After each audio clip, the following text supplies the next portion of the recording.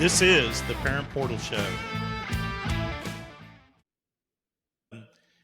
Quinn Ewers, in some of the things that he's doing here in our own backyard, sounds like he's really kind of taken this NIL partnership, and really personalized it for himself. You want to talk about that a little bit? Yeah, so Quinn has really kind of come full circle. If you remember, Quinn Ewers was one of the original guys that got a big payday with NIL back Sure. in 2022, and he's matured and come, like I said, full circle. What he's done is he's entered into a group of NCAA players that are auctioning off their cleats. The Cleat crew. The Cleat crew, right? Yeah. And it's him, Travis Hunter, I think one of the Ohio State players. Bo Nix at Oregon. That's right. Marvin Harrison Jr. at Ohio State. Yeah, great group of athletes. And what they're doing is like they're giving back to the Children's Miracle Network. All the proceeds from the sale of their cleats, and of course, no good opportunity for marketing is going to go unnoticed. He has like a special cleat that he's going to be auctioning off. He usually wears the white cleats. He's going to have a camo cleat for this auction. They're going to be signed, and it's kind of ironic that we're sitting here talking about it. I think today is the day for the auction. Today's the day that they show the cleat, and then tomorrow is today's okay. Just showing it off, and then tomorrow is the day they'll actually do the first auction, and then I think there's another one down the road too. So right, yeah. Well, and that's the plan, is to be able to have all of these NCAA athletes that are in the Cleat crew, have their day where they're able to auction off, get that money, and then be able to give it to the Children's Miracle Network, which in Central Texas, that money is going to go to Dale Children's. That's where he's kind of pushed that to go to. And so local boy does good, kind of moment. And then what a story is like, instead of, just profiting from NIL, he's able to help others. And the story is pretty poignant, as he describes, he's really seen how the kids that are in these situations don't have the opportunity to be able to play football. Sure. And, he's very, very humbled and grateful in his, third year of playing football to realize how special it is for him to be able to do that. And he wanted to be able to give something back. What a powerful statement of growth, and, making not just a better football player, but a better human. Oh yeah, and, absolutely. Yeah. So I snuck over to the page, and they've already auctioned off Travis Hunter's shoes, and that went for $1,070, and then Bo Nix shoes went for $3,400. Don't tell me for a moment that some UT alum's not going to say, "Oh yeah, we got to top that." Cavender boots, are you listening? Yeah, right. Those shoes would look good at Cavender's downtown. There you go. All right. Well, good things. It's always great to see our athletes and the people who benefit some of the most from the NIL program. It's great to see them invest it back into the community. That's always a good a sign of a good kid who has his heart in the right place. You want to get into talking a little bit about Charlie Baker and his visit to the Midnight Ride Collective. Who is the Midnight Ride? What an interesting kind of moment here, because, Charlie has been super busy working with presidents of colleges, stakeholders in the college, ADs, some coaches, but he's not been very reaching out, if you will, to collectives and the people that are really where the money is. And lo and behold, this past week he reached out, and he was able to meet with the Midnight Ride collective, and some of the things that he is wanting to do is he's really trying to bridge the gap, and I mean it makes sense Yeah. because where it's at right now, is broken. And he's trying to find any way that he can, in my opinion, that he can set those guardrails that we just keep talking about on this, because, in the absence of those guardrails for the past 3 years, we've seen what it's done. We've Sure. seen the money that's out there and involved in it. And he's trying to find ways to bridge those gaps. And I think that his efforts are is we talk about how much money and how one program does one thing, and then another program does something else, Sure. and it just keeps getting bigger and bigger, and it just can't sustain itself. Yeah. It's easy to Yeah. say. It can't sustain itself, and so as a result, he's.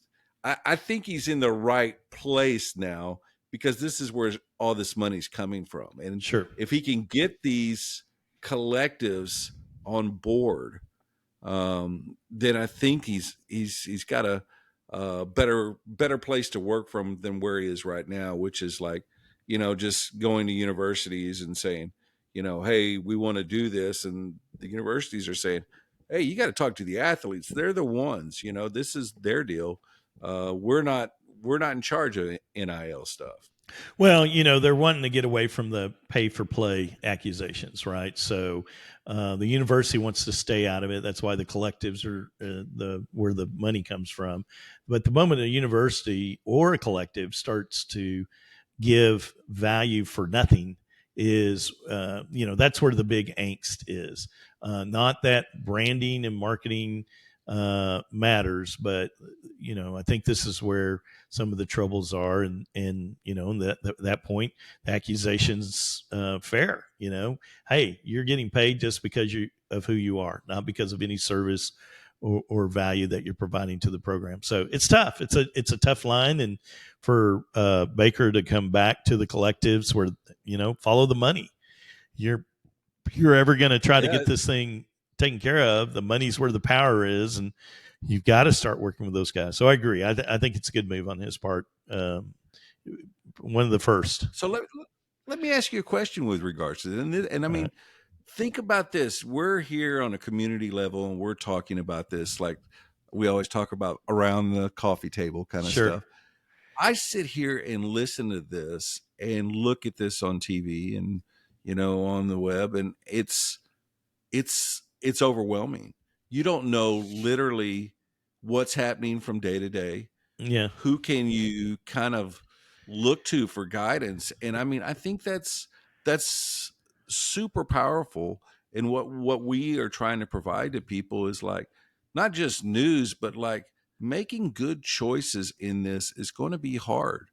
And Yeah. we've always encouraged people to do some research, to find that person in their community that is able to be that resource that we all need in these moments. And I think that this is a perfect example when you have the head of the NCAA, just trying to figure it out. Imagine what the local level looks like. And so if you're having that feeling of being overwhelmed as a parent, Yeah. somebody's calling your kid and, wanting them to come do something and not knowing if it's the right thing or did they make more than $400 and all that kind of stuff. I think that's super important to realize in our group of families and friends how to work through that. And I mean, Yeah.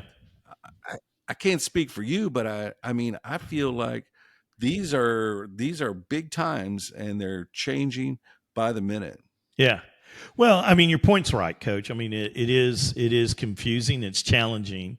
It's a situation where it changes day to day, and the right decision today may be not the right decision in the future. So, how do you set up some guidelines or some bumpers that keep you from going off the path.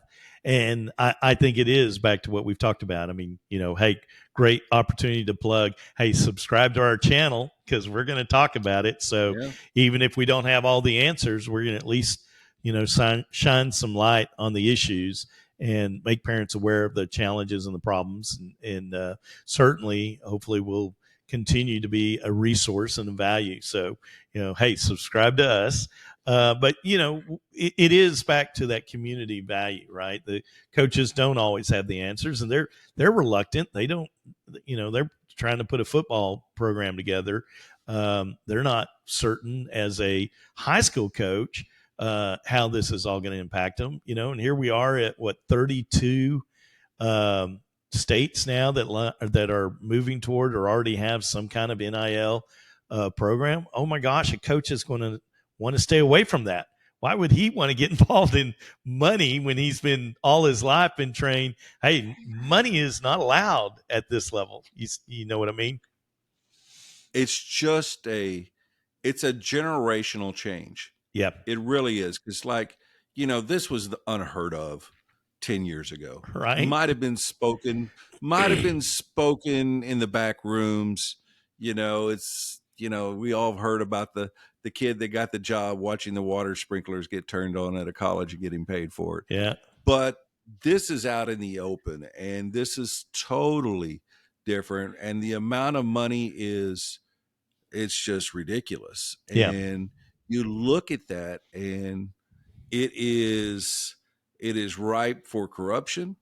It is sure. ripe for bad actors, but in the same light, it's ripe for athletes to be finally compensated when their name, image, and likeness are being used. And it is a incredible time to be in the middle of this. Oh yeah. Before 10 years from now, we may be talking about how contracts are executed between college players and their universities of choice, and sure. And we'll look back at this and say, well, here were the mistakes and everything else. Right. And I think that it's this is where you surround yourself with good information, good resources, lawyers, accountants. I mean, don't go down the street to your buddy that knew somebody. Go to an accountant and get that sound advice. Go to an attorney and get that great legal advisement. I mean, don't leave it up to somebody that just wants to help. Yeah. This is too big of an opportunity for families and for futures of your athletes. Yeah. Well, and there's so many potholes and problems that still exist. And I think we all recognize that. Well, and you and you and I are going to be the generation of the granddads that sit around and go, well, I remember when there wasn't such a thing as NIL. Right. And that's, right. You remember when? Yeah, remember when? And I walked uphill both ways, and all that. Cue the music. Yeah. So. But no, you're right. And you're, I mean, you've zeroed in exactly what we're about. It is about community. We're about, keeping yourself informed, asking good questions, going and doing the research. A lot of those answers can be found, and certainly keeping yourself abreast of what the latest developments are. So there you go. Not a better plug for the reason to continue to listen to our podcast, the Parent Portal Show. This is the Parent Portal Show.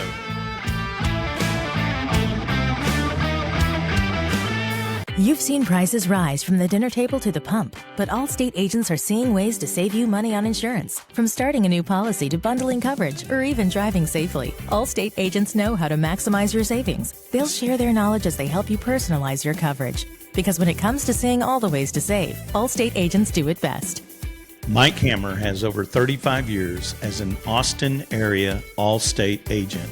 Call 512-343-6994 or visit MikeHammer@allstate.com. Savings vary, subject to terms, conditions, and availability. Allstate Fire and Casualty Insurance Company and Affiliates, Northbrook, Illinois.